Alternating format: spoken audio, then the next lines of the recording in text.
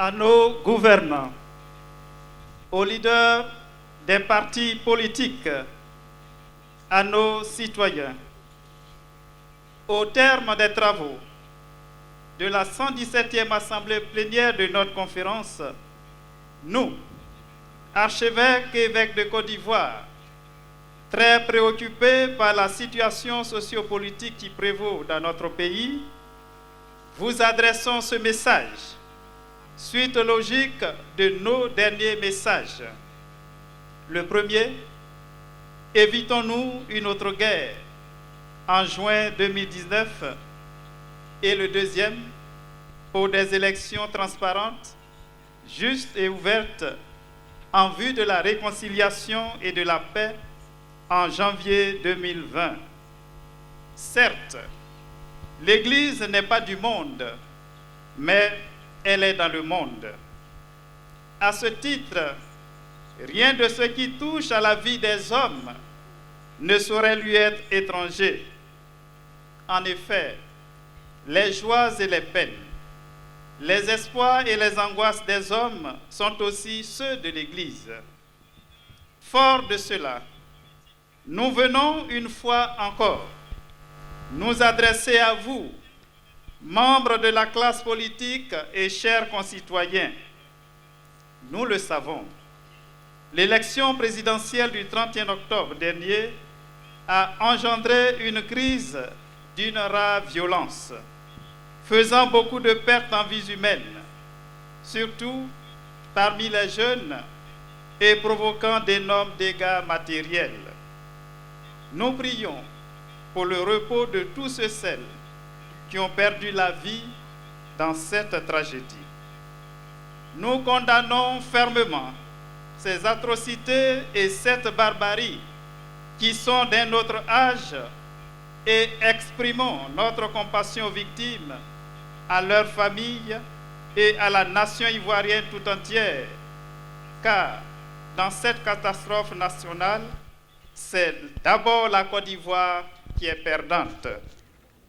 Toutefois, il ne faut pas céder au découragement. Le chemin qui mène à la paix est et sera toujours long et difficile. En effet, on finit de bâtir un édifice matériel, mais on n'a jamais fini de bâtir la paix. C'est pourquoi, une fois encore, nous vous adressons ce message pour vous encourager à continuer inlassablement à œuvrer pour la paix qui ne doit pas être considérée comme le simple silence des armes. La paix suppose une justice vraie et équitable dans la gestion des personnes et la juste redistribution des richesses du pays. Une paix en toute vérité et sincérité, sans compromission. C'est là la voie pour l'avènement d'une Côte d'Ivoire nouvelle. Cette Côte d'Ivoire est à notre portée. Sa construction requiert un engagement individuel et collectif. Un des fondements de cette nouvelle Côte d'Ivoire est la réconciliation. Or, qui dit réconciliation, dit remettre ensemble au moins deux groupes séparés.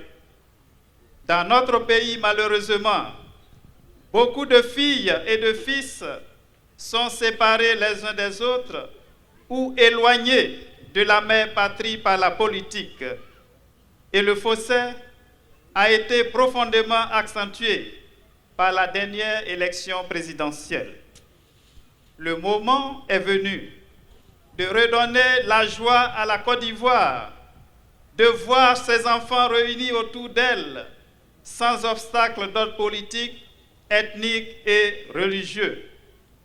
C'est le lieu d'appeler au retour de tous les exilés politiques et à la libération de tous les prisonniers politiques et d'opinion. Pour l'avènement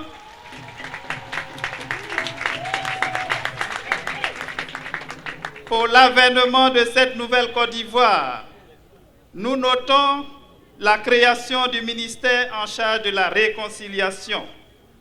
Nous espérons de tout cœur que cette nouvelle structure ne sera pas une de trop, mais au contraire, capitalisant les acquis de celles qui ont essayé d'œuvrer dans ce sens, notamment la Commission Dialogue, Vérité, Réconciliation, CDVR, et la Commission nationale pour la réconciliation et l'indemnisation des victimes, qu'on arrive, ce ministère ira sans entrave jusqu'au bout de sa mission en réconciliant effectivement les Ivoiriens de tous bords. En pensant aux élections à venir, nous invitons instamment une fois encore au respect scrupuleux des lois que nous nous sommes données et qui régissent notre nation.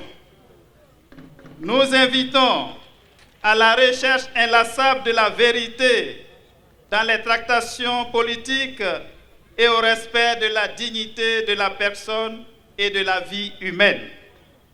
Nous ne saurons terminer notre message sans encourager la classe politique à poursuivre l'effort de dialogue politique dans la sérénité et la vérité avec toutes les composantes de la nation ivoirienne en vue de l'instauration d'un climat sociopolitique détendu et apaisé. Depuis cette place symbolique dédiée au Saint-Esprit, en ce jour de la célébration des 125 ans d'évangélisation de notre pays, nous implorons une nouvelle effusion de l'Esprit Saint sur la terre ivoirienne pour la conversion des cœurs. Que se lève sur la Côte d'Ivoire, notre mère patrie, une nouvelle ère de réconciliation, de justice et de paix. Fait à Grand-Bassam, le 24 janvier 2021, les archevêques et évêques de Côte d'Ivoire, je vous remercie.